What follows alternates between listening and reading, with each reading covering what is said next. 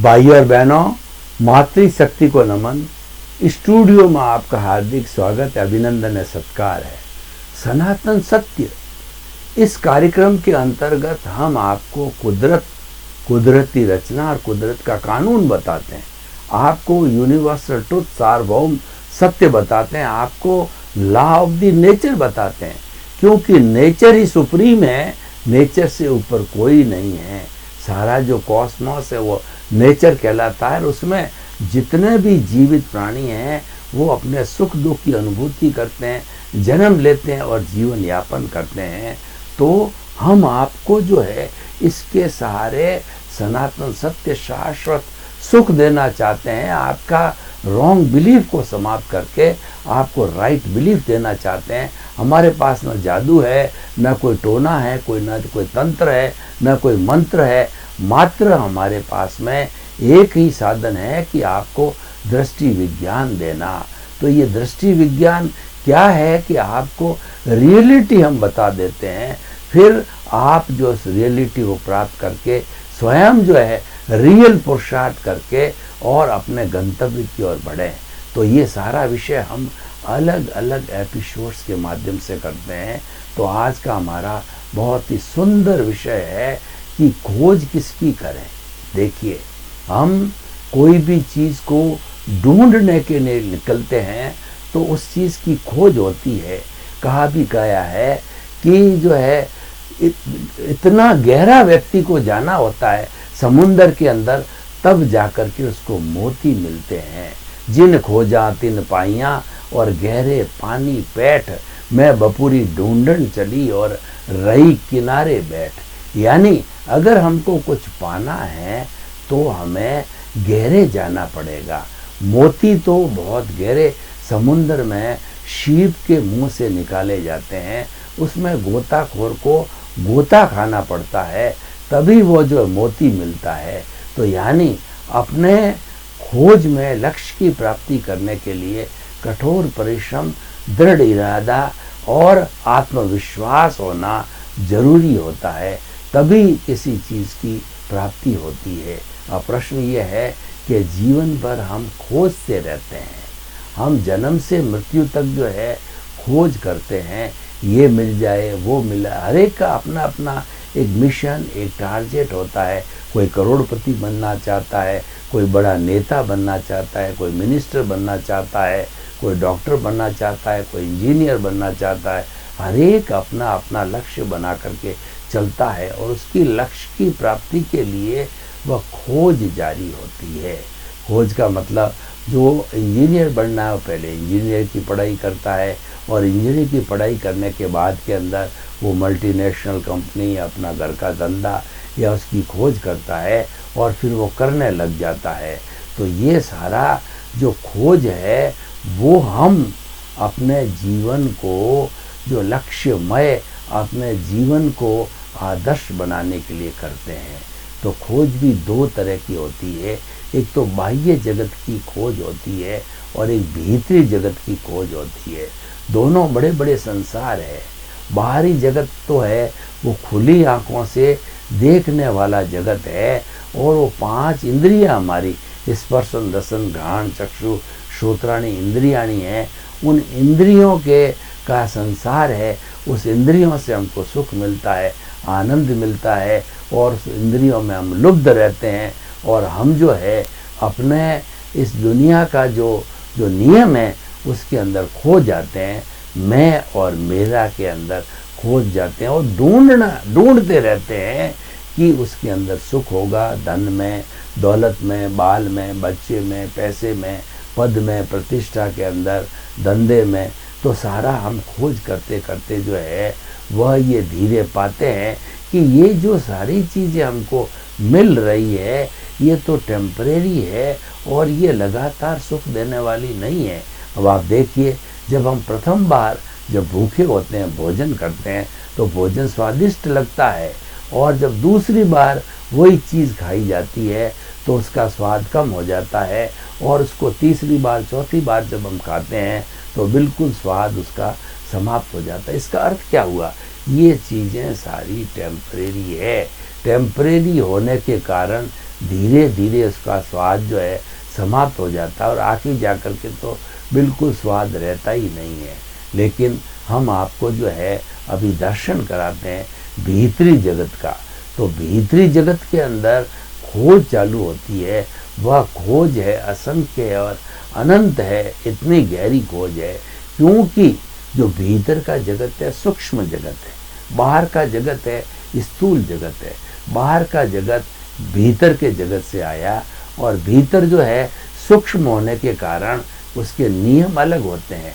हम आपको बताते हैं कि क्या कभी आपने अपने मोबाइल के अंदर चिप को जो लगवाया, जो हमारा मेमोरी कार्ड होता है, उसकी आजकल 100 GB तक मेमोरी आती है। 100 GB का अर्थ हुआ कि पूरे एक विश्वविद्यालय की जो लाइब्रेरी होती है सभी विषयों की सारी एक छोटे से चिप के अंदर आ जाती है। तो चिप कितना पावरफुल हो गया। देखिए ये जो है हमारे तारानगर के अंदर जब यूरेनियम के एक परमाणु को तोड़ा जाता है, विस्फोट किया जाता है, उससे बहुत बड़ी जो है हजारों किलोवाट बिजली पैदा होती है और उसके केवल एक परमाणु के विस्फोट करने से उसको तोड़ करके यूरेनियम के परमाणु से और इतनी बड़ी बिजली पैदा की जा सकती है। इसका मतलब ये हुआ कि ताकतवर कौन है? ताकतवर सूक्ष्म है। एक वट वृक्ष का जो बीज होता है बहुत ही राई जैसा छोटा होता है, लेकिन जब उसको बो दिया जाता है और धीरे धीरे वो आगे बड़ा होता है तो ये वट वृक्ष का रूप ले लेता है। तो हमारा सूक्ष्म जो है पावरफुल होता है और सूक्ष्म होता है बहुत ही जो है इतना कम होता है कि वो आँखों से तो दिखाई नहीं देता है। कई बार जो दूरबीन से हमको देखना होता है। तो हम उस सूक्ष्म जगत की बात करें तो हम जो है खोज किसकी करनी चाहिए? खोज करनी चाहिए सूक्ष्म जगत की, क्योंकि सूक्ष्म जगत के अंदर आनंद है, सूक्ष्म जगत के अंदर प्रेम है, सूक्ष्म जगत में करुणा, मैत्री, प्रमोद और ये भावनाएं हैं। सूक्ष्म जगत अच्छाइयों का जगत है और वह हमें जो है वह अच्छाइयाँ देता है और बाह्य जगत में राग द्वेष चलता है। अगर हम परमानेंट सुख को चाहते हैं तो हमें सूक्ष्म जगत के अंदर प्रवेश करना चाहिए, यानी खोज करनी चाहिए। तो प्रश्न ये है कि हमारे जो सूक्ष्म जगत है उसमें है क्या? उसमें मैं खुद हूँ और ऐसा कहा जाता है कि जहाँ खुद समाप्त होता है वहाँ खुदा प्रारंभ होता है। यानी खुद को समाप्त करके ही हम खुदा बन सकते हैं। और खुद को समाप्त करने का अर्थ ये हुआ कि मेरे साथ में जो माई का संबंध जुड़ा हुआ है, I minus my is equal to pure soul. अगर मुझे अपने अस्तित्व की जानकारी करनी, खोज करनी है तो माई को हटाना पड़ेगा। ये जो माई है ये राग द्वेष है और यही हमारे भौतिक साधन है जिसके अंदर हम बाहर जी रहे होते हैं। मेरा घर, मेरा परिवार, मेरा धन, मेरी दौलत, मैं किसी का पिता, मैं किसी का दादा, मैं किसी का भाई, और उसके बाद फिर मैं इतना बड़ा लेखक, इतना बड़ा इंजीनियर, डॉक्टर इत्यादि इत्यादि। ये सारी बातें जो है माई से जुड़ी होती है। जहाँ पर माई होती है वह जो हमको कर्ता बना देती है, परंतु वास्तव के अंदर जो हमारा संचालन करने वाली जो प्रकृति है, कुदरत है, वो तो कहती है कि हमने तो किसी को कर्ता बनाया नहीं, किसी को कर्ता बनने की कोई पावर नहीं दी, किसी को कर्ता बनने की कोई पावर ऑफ अटॉर्नी हमने तो दी नहीं। कर्ता तो साइंटिफिक सर्कमस्टेंशियल एविडेंसेज है, वो व्यवस्थित शक्ति है, वही सारे संयोग जुटाती है और वही सच्ची कर्ता है। पर तो ये व्यक्ति कहाँ से कर्ता बन गया? देखिए, व्यक्ति खोजते खोजते वो कर्ता बन जाता है और ये कर्ता बनना जो भाव है वह ऑनरशिप और डूअरशिप से जो है जुड़ा हुआ होता है। और वह जो है जब ऑनरशिप और डूअरशिप के अंदर आ जाता है तो अपने कर्मों के बंधन का कारण बन जाता है, क्योंकि जो है कर्ता बनना ये सबसे बड़ा कर्म बंधन का कारण है और सबसे बड़ा ज्ञान है। जब प्रकृति कहती है कि मैंने तो कर्ता किसी को बनाया ही नहीं, मैं खुद ही करता हूँ, और हम कहते हैं हम कर्ता बन गए, ये कार्य हमने किया। अकेला व्यक्ति कैसे सारा कार्य कर सकता है? अकेला चना भाड़ नहीं फोड़ सकता है, बहुत से लोग मिलकर के कार्य कर सकते हैं। और जहाँ पर बहुत से लोग मिलते हैं, इसका मतलब ये है कि वो सारे संयोग मिलते हैं, सारे संयोग मिलकर के ही कोई कार्य हो सकता है। अकेला आदमी कैसे का हो सकता है? मैं आपको एक उदाहरण देना चाहता हूँ कि मेरे को एक अच्छी चाय पीनी है, एक कप।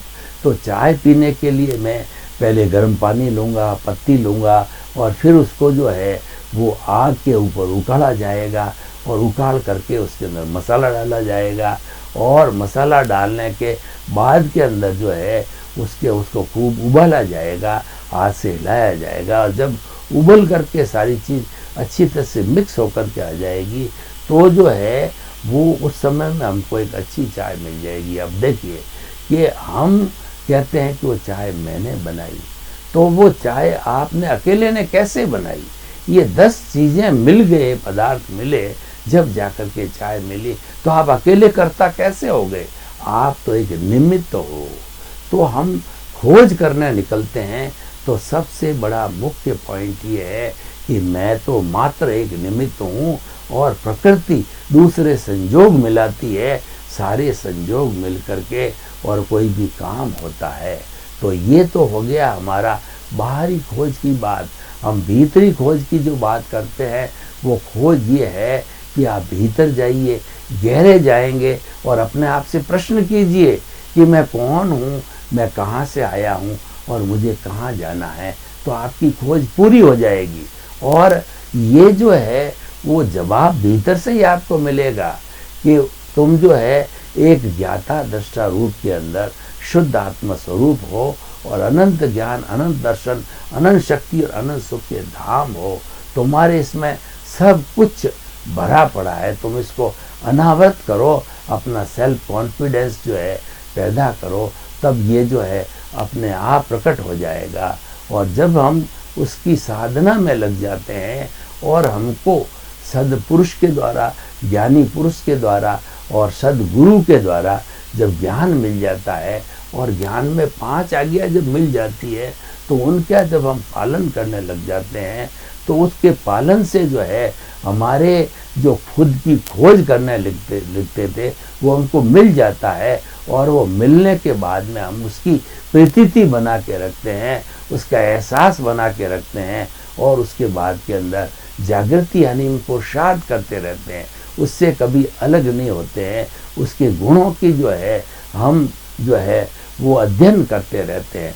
हरि अनंता, हरि कथा अनंता, ये मैं प्राय बार बार कहा करता हूँ, और ये एक बहुत बड़ा सुंदर स्लोगन है कि हमको जीवन में करना क्या है।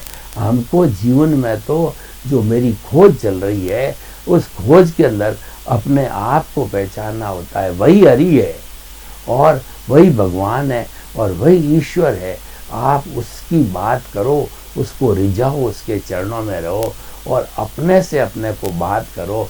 और तो बात करने से आपको महसूस होगा कि वास्तव के अंदर मेरा रियल जो अस्तित्व है वह भीतर है, और रियल अस्तित्व बाहर नहीं है। बाहर तो उसकी अभिव्यक्ति है, और वो अभिव्यक्ति क्यों है कि वह पूर्व जन्म के कर्मों से बंधा हुआ है, वो हिसाब है, वो लेके आया है। इसीलिए बाहरी जगत के अंदर उसको जो है गोते लगाने पड़ेंगे, रहना पड़ेगा। ये उसकी व्यवस्था है, ये उसकी मजबूरी है, और ये लोक व्यवहार है, ये जगत का व्यवहार है, ये तो करना ही पड़ेगा। इससे कोई छुटकारा हो नहीं सकता। तो जब एक चीज़ हमको करनी है और हम बाउंड हैं, तो उसके साथ समझौता करें। जो चल रहा है वो होने दिया जाए, उसके अंदर कोई रोक टोक हमने नहीं की जानी चाहिए। तो वो रोक टोक करने की वस्तु है ही नहीं, कि वो हिसाब तो हमारा ही किया हुआ है, वो हमारे पास ही आएगा। केवल देखिए कर्मों की मैं आपको बात बताता हूँ कि एक गाय ने जो है बछड़े को जन्म दिया, और उस बछड़े को जो है आपने जन्म लेते ही गाय से अलग कर दिया, कम से कम जो 1 किलोमीटर या आधा किलोमीटर की दूरी पर छोड़ा। तो अब देखिए कि वो बच्चा जब जो है भूखा हो जाता है, तो जब उस गाय के बछड़े को जो है हम इतनी दूर ले जाके छोड़ देते हैं, और जो भूखा होता है, तो गायें तो पहले वहाँ पर हजारों खड़ी है, जब उसको छोड़ देते हैं तो वो केवल अपनी गाय का ही दूध पिएगा। दूसरी जो हजारों गाया है वह उसका दूध चूंघने नहीं जाएगा, और वह पशु होते हुए भी अपने को समझ लेता है। इसका अर्थ ये हुआ, मेरे किए हुए कर्म जो है मेरे ही पीछे चलेंगे। मेरे किए हुए कर्म जो है मेरी पत्नी के और मेरी बेटों के लिए नहीं है, वो खुद को ही भुगतना पड़ेगा, क्योंकि ये लॉ ऑफ द नेचर, ये सनातन सत्य है और ये कुदरत का कानून है कि व्यक्ति को अपने किए हुए कर्मों का स्वयं ही भुगतान करना पड़ता है, स्वयं ही भुगतना पड़ता है। और जब हमने किया है तो हम we are liable to get the effect of that. तो उस चीज़ों को भुगतना हमारा जो है वो कहना चाहिए कर्तव्य या ड्यूटी हो जाती है। तो देखिए, हम अपनी खोज की बात कर रहे हैं। अपनी खोज हमने दो तरीके से की, एक तो बाहर में देखा और एक भीतर में देखा।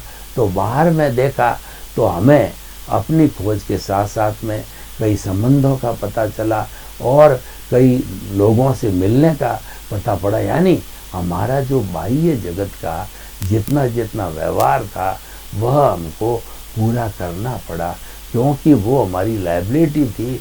वो पूर्व जन्म के अंदर कॉज और हमने डाले थे, वही कॉजेज जो है इस जन्म के अंदर द्रव्य कर्म बन करके और हमने उनको जो है कार्य को किया।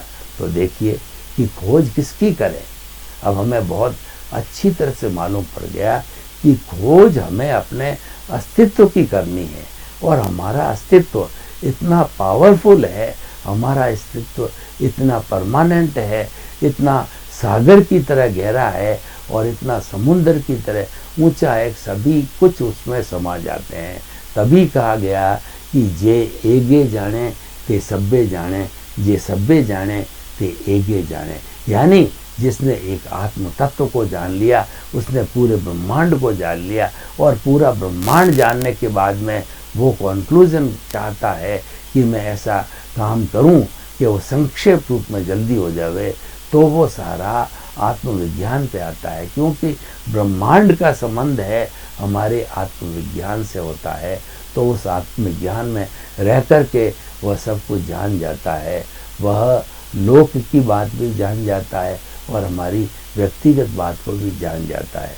तो भाई और बहनों, इस एपिसोड को आज हम जो है ओपन टू द ऑडियंस करते हैं कि ये जो है विषय जो हम इतना लंबे समय से डिस्कस कर रहे हैं, इसकी सामाजिक उपयोगिता क्या है, रिलीवेंस क्या है, प्रासंगिकता क्या है। तो हम आपको बताना चाहते हैं कि स्वयं की खोज करने से दो तरह के लक्ष्य हमारे सामने आ जाते हैं। एक तो भौतिक लक्ष्य है और एक हमारा आध्यात्मिक लक्ष्य है, और दोनों जरूरी है। जब दोनों तरह के जो है लक्ष्य हम प्राप्त कर लेते हैं या उसी के अनुरूप प्लानिंग बनाते हैं तो हमारा जीवन है वो धन्य हो जाता है। धन्य होने का अर्थ ये हुआ कि हमारा समय का जो है सदुपयोग हो जाता है, क्योंकि अगर हमारे पास के अंदर वह भेद रेखा नहीं है, वह ज्ञान नहीं है दोनों को अलग अलग करने की, तो ज्ञान न होने से हम दोनों को एक ही मानने लग जाएंगे और एक के ऊपर ही सारा समय लगाने लग जाएंगे, तो हमारा वो वेस्टेज ऑफ द टाइम हो जाता है। तो अब देखिए ये दो तरह की धाराएं हुई। एक तो हो गई कि अपने आप को पहचानने के लिए बाह्य जगत की धारा, और दूसरी धारा होगी खुद को पहचानने के लिए जो आपका रियल फॉर्म है, जो आपका रियल स्वरूप है, उसकी पहचानने के लिए हम भीतर की यात्रा के अंदर चले गए। तो दोनों प्रकार की चीज़ें हैं वो हमारे लिए उपयोगी होती है, और दोनों प्रकार के चीज़ों के माध्यम से हम अपने अस्तित्व की पहचान कर लेते हैं। हमारा कुल मिलाकर उद्देश्य यही है कि हमें अस्तित्व की जानकारी होनी चाहिए, उस अस्तित्व को हमें रेगुलर फॉर एवर बनाए रखना है।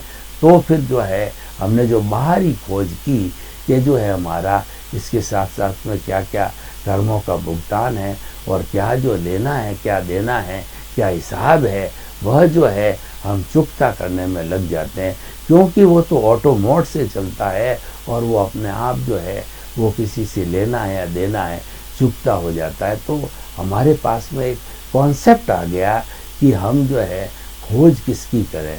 तो खोज हमें अपनी स्वयं की करनी है। तो हम स्वयं की खोज करने लग जाएंगे तो दूसरों की खोज तो उसके अंदर समाई हुई है, क्योंकि जो हमारे गुण धर्म हैं वो भी अन्य लोगों के गुण धर्म होंगे। तो अपनी खोज को आप महत्व दें, दूसरे की खोज तो अपनी खोज के साथ में जुड़ी हुई है और वह अपने आप हो जाएगी। और जो हम रिलेटिव ट्रुथ की बात कहते हैं, हम जो है वो अपने जो कर्म करने की बात कर रहे हैं वो तो ऑटो मोड से चलता है, वो तो अपने आप हो जाएगा। उसमें करेक्शन देने की, उसमें सुधार करने की जब हमारी कोई गुंजाइश ही नहीं है, वो रास्ता एक तरीके से बंद है, तो हम स्वयं जो है कर्ता बन करके कोई पुरुषार्थ करने की जो बात कहते हैं वह जो है मात्र जो है कर्ता भाव है, वो कर्म बंधन का कारण होता है। हमको तो जीवन के अंदर अपनी खोज करने के लिए मात्र एक निमित्त के रूप में जानना चाहिए, और हमको ये भी जानना चाहिए कि सारे जो कार्य होते हैं वो संजोगों के अधीन होते हैं, और सारे संजोग को जुटाने वाली शक्ति है वह व्यवस्थित शक्ति है। तो आइए इसकी हम एप्लीकेशन को जो है और गहरा करें। व्यक्ति जो है जब अपनी खोज करते करते अपने अस्तित्व चला जाएगा तो वो देखेगा कि मेरी जो है भीतर बहुत अशुद्धियाँ भरी पड़ी है, तो वह अपने चिंतन के अंदर उन अशुद्धियों को निकालने के लिए वो सामायिक है, आलोचना है, प्रतिक्रमण है, प्रत्याख्यान है, ये शुद्धिकरण के जो मंत्र हमारे जैन दर्शन में दिए गए हैं, उन मंत्रों को जो है वह उपयोग के अंदर लाता रहेगा, और उपयोग में ला करके और वह अपने अस्तित्व को शुद्ध बना करके वह सिद्ध बुद्ध और मुक्त जो है बन सकता है। तो भाइयों और बहनों, जो अपनी खोज करने के हमको क्या क्या लाभ हुए, अपनी खोज करने से जो है हम मुक्ति की ओर जा सकते हैं, हम अपने लक्ष्य की प्राप्ति कर सकते हैं, क्योंकि अपनी खोज बिना लक्ष्य हमें मिल जाए ऐसा पॉसिबल नहीं है। और उसके साथ साथ में खोज जब हमने जारी की तो हमारे सामने दो पक्ष आ गए। एक पक्ष तो आ गया हमारा बाह्य जगत, और एक पक्ष आ गया हमारा भीतरी जगत। तो हम इस निष्कर्ष पर पहुँचे ज्ञान लेने के बाद के अंदर कि हमारा बाहरी जगत है वह तो एक तरीके से कर्मों का जो है चुकारा करने के लिए है, और भीतरी जगत है वो हमको गाइडेंस देने के लिए है। भीतर जितना भी होता है वो सब लब्धि वीर्य से होता है, वो आत्मा की जो शक्ति के साथ में होता है। यानी आत्मा जो है अनंत शक्ति वाला है, वो सारी शक्ति जो है वो हमारी भीतरी जो आत्मा का अंश है वो पूरा करके, और जो व्यक्ति भीतर की दुनिया में रहता है वह स्वयं की खोज करना चाहता है, तो वो इस तरीके से साधनों का उपयोग करता है। और इन साधनों का जब उपयोग हो जाता है तो हमेशा अच्छे साध्य के लिए अच्छे साधनों की आवश्यकता होती है, और वो हमको अच्छे साधन अगर हम मिल जाता है तो मिल जाने के बाद के अंदर हम जो है उसका विकास करते रहते हैं। तो भाई और बहनों, आइए हम निष्कर्ष की भाषा में बात करें कि जो हम ये जो बता रहे हैं कि अपनी खोज किसकी करें, तो हम ये कहना चाहेंगे कि दुनिया में खोज करने की बहुत सी जगह है। हर विषय के अंदर खोज करके व्यक्ति नई नई चीज़ें निकाल सकता है, लेकिन जो मैं आपको बताना चाह रहा हूँ सबसे ज़्यादा फायदे का सौदा, जो 100% फायदे का सौदा ये है कि अपने अस्तित्व की जानकारी करो। और अपने अस्तित्व की जानकारी पूर्ण रूप से कब होगी कि जो इस अस्तित्व को रोके रखा हुआ है वो हमारा कषाय है, वो हमारा कार्बन शरीर, वो जो है वो कार्बन शरीर है, लिंग बॉडी है, कॉजल स्वरूप है। तो उसको धीरे धीरे रिड्यूस करना है, और जब वो आंशिक रूप से रिड्यूस होने लग जाएगा तब जो है वो निर्जरा कहलाती है। और जब संपूर्ण जो है वो हमारा व्यवहार जगत का काम नाश हो जाएगा, तो नाश होने के बाद के अंदर जो है वो हमारा एकदम आत्मा शुद्ध स्वरूप के अंदर आ जाएगी, और शुद्ध स्वरूप में आकर के और वह सिद्ध बुद्ध और मुक्त बन जाएगी। तो भाई और बहनों, इस अच्छे विषय की जो प्रस्तुति हमने की है वह दोनों जगत को अलग अलग करके की है, और दोनों जगत को जब हम अलग अलग करके करेंगे, जिनके की गुण धर्म अलग है, जिनके लक्षण अलग है, और जो अपने अपने, तब हम दोनों को साथ लेके चलेंगे, तब जाकर के हमारा चिंतन हॉलिस्टिक हो जाएगा और हम सब कुछ वही प्राप्त कर सकते हैं जो हमको आवश्यकता होती है। तो आइए हम जो है अपनी खोज को सतत बनाए रखें। सर्वे भवन्तु सुखिनः, सर्वे सन्तु निरामया। लोक के सब जीवों को सुख मिले, शांति मिले, आनंद मिले। आपके